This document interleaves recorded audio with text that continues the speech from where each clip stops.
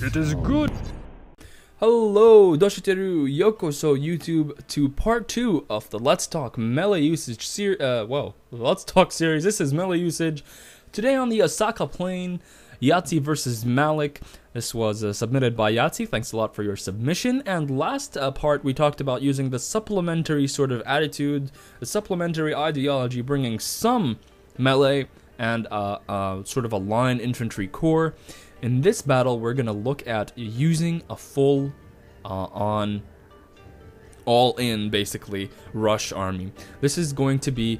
Now, I don't personally recommend this. I don't like to use these kind of armies just because, for me, the risks are a bit too much in certain situations, and I feel that these armies can be easily countered, but if your opponent doesn't get the right build, you're in trouble. Now, the first thing you'll notice is that this map is sort of kind of plain. Like, there's a lot of open ground. This isn't where you'd think an all-in rush army would work, but we're gonna see how Yahtzee is going to make it work. And again, I always talk about how the map is very important when you're making builds and stuff like that, but you can always sort of overcome certain things, and we're gonna see them being overcome to some degree in this battle. So what has Yahtzee brought? Yahtzee has brought a front line of 3 Katanagachi, supported by 3 Shogatai, and then at the back, he's got 2 spear levies. We're going to see how he uses his core. He's got very, very strong cavalry here. He's got a heavily upgraded Yariki, another Yariki here, and then 2 more cav units, 2 more heavily upgraded Yariki, and look here at the back, he's got 2 little sneaky units of these Kisho Ninja. There they are, sneaking at the back lines of his opponents to do damage. His opponent has some artillery. He has a core line infantry sort of army, a lot of line infantry, practically no melee troops. And now here Yahtzee is going to begin the first sort of key engagement in the battle. He's going to try to take out his opponent's cav. His opponent's cav is heavily upgraded as well, but they are 3 units. Oh, they are 4 units actually. So Yahtzee actually goes ahead and sort of takes the blunt of the force with 1 unit. And now he's going to collapse in and get that nice surround on those troops. So let's see what he does and how he carries his stuff out. Notice that the cav fight comes at a certain timing. And then the Kisho Ninja almost instantly grenades the general. Yep. Yes. Yes. Yes. Use your ninjas effectively, my friends. This is the most effective way you could use a ninja troop on a map like this. It's plain, it's flat, run your troops from the back, and now the general of Mr. Malik is non-existent anymore. Now these ninjas are going to move in and clean up the cannons. So I'm going to go ahead and pause here before we actually dissect what's going on. So how is Yahtzee overcoming this map with his build? Well, he is distracting his opponent. We've seen the cavalry charge, and right after the cavalry charge, we saw a ninja attack. Right after the ninja attack, he's going to follow this up almost instantly with the main body charge of his army. And now this might seem that it's not a big deal, but the timings of his execution, like the timings of his ninja cav rush, are great. He caught his opponent's line almost completely out of position. He's going to take out this unit. This unit is going to be no problem whatsoever. And notice here that these 3 units are probably going to take a lot of the blunt of the force. But by the time that they do, this side is going to be gone. These ninjas are going to have cleaned up that cannon. And then he's going to just move the ninjas around from the side. And he's already got this battle won, pretty much. He's taking on this Vermilion Bird force here with his cavalry. He sends 1 cavalry in here because, see, he notices that there's a big weakness on that side. He's going to send 1 of his cavalry troops in to help relieve that sort of pressure. And this is what essentially an all-in army is composed of. In supplementary armies, you want to find your opponent's weak points, you want to target those weak points, you want to sort of infiltrate your opponent's lines, help your opponent maneuver the way you want, and then hit them at the right moment. In this type of all-in army, it's all about distraction, and Yahtzee showed us here why distraction is very important. And you know, when he sent me this replay, he typed in the description that he thinks a pure melee army cannot sustain itself without the ninjas, without the cavalry, without the components that sort of need to come in play to distract the opponent and hit the line when it's absolutely not ready, when it's not prepared to take your charge. And this is what Yahtzee did. He attacked with Cav.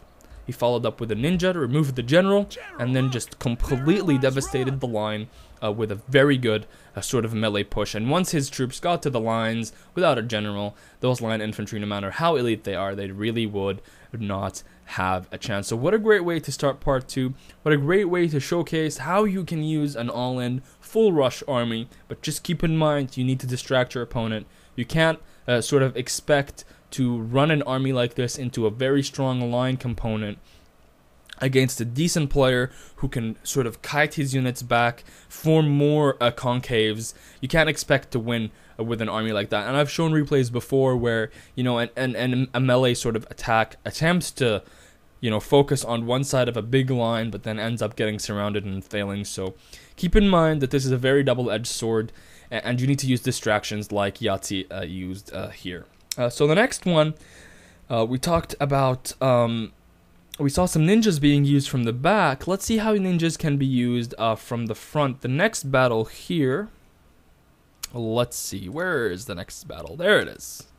Ninjas, it is titled, and this was submitted to me by the TOC clan, IPHO, and Salvator. They're playing on the Ibayo Ensign against Hein Ordik and Hein Tavuk from the Turk clan. Here we go. This map is one of my favorite maps, just because the fact that it has these 3 big hills means that it's very, very interesting in 2v2s to see 2 teammates sort of cut off one of the opponent's players from the other. And this is what's going to happen in this fight. TOC side, which is the side we're rooting for because they submitted the replay, is going to do just that. They have today an all-in rush army.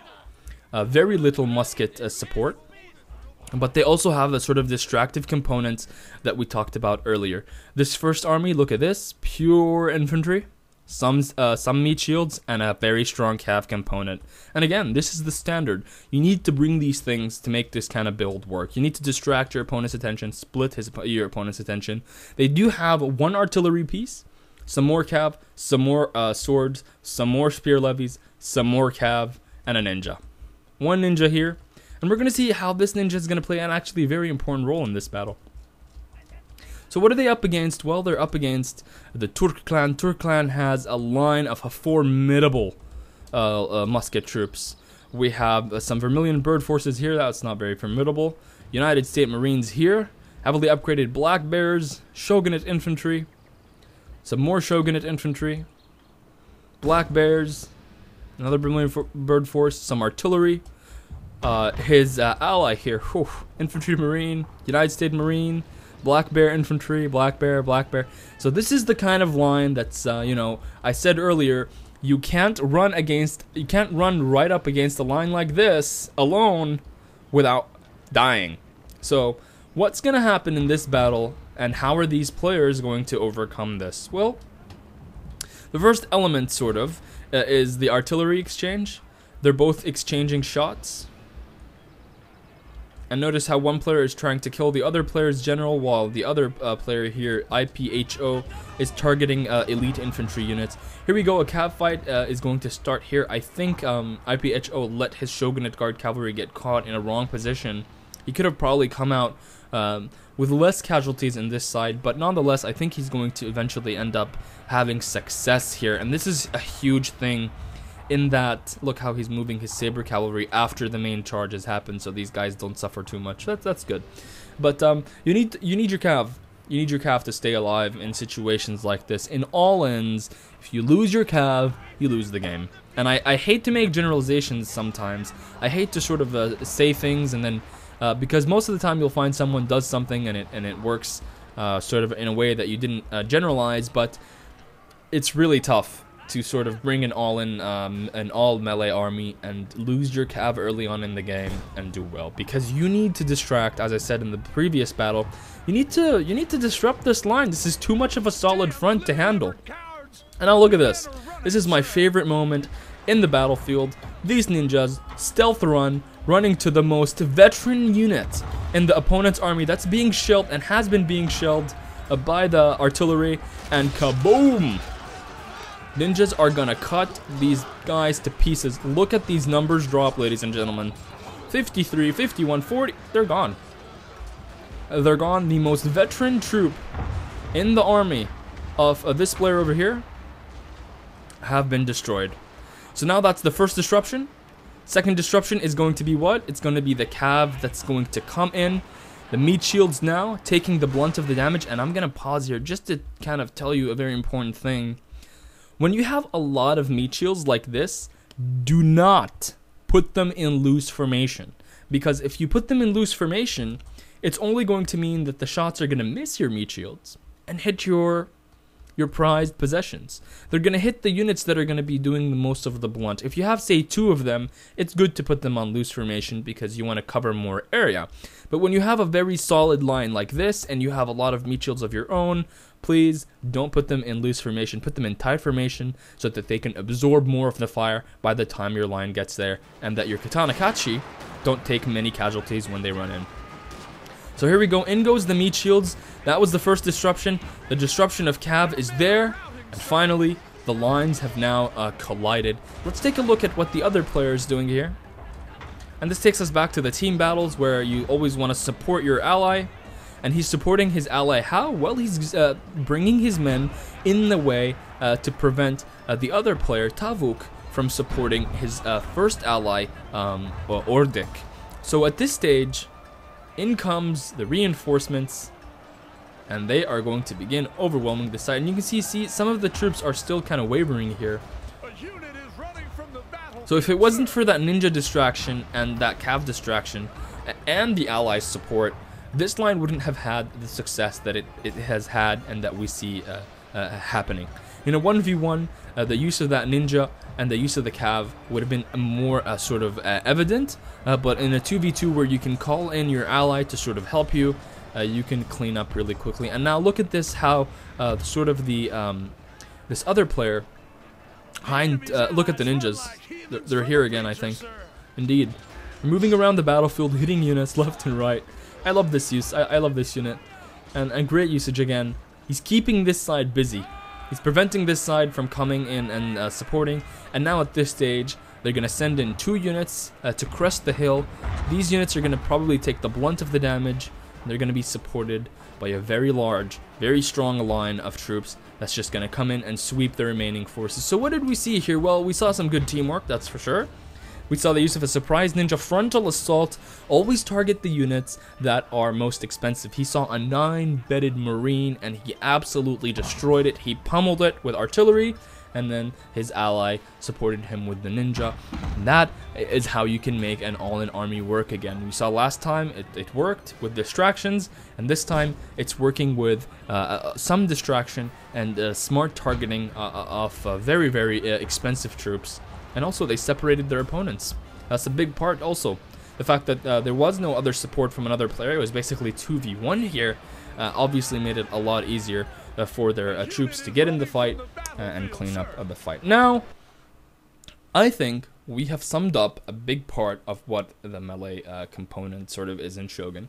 We talked about the supplementary forces. We talked about all-in rush armies, how you bring them in, how you sort of react to your opponent, what sort of builds you need to have, what sort of things you need to worry about. We talked quite a good bit about most of these, but there is one type of melee that people sort of, I think, in my opinion, sort of not think of a lot, and that is your line infantry. They have weapons too.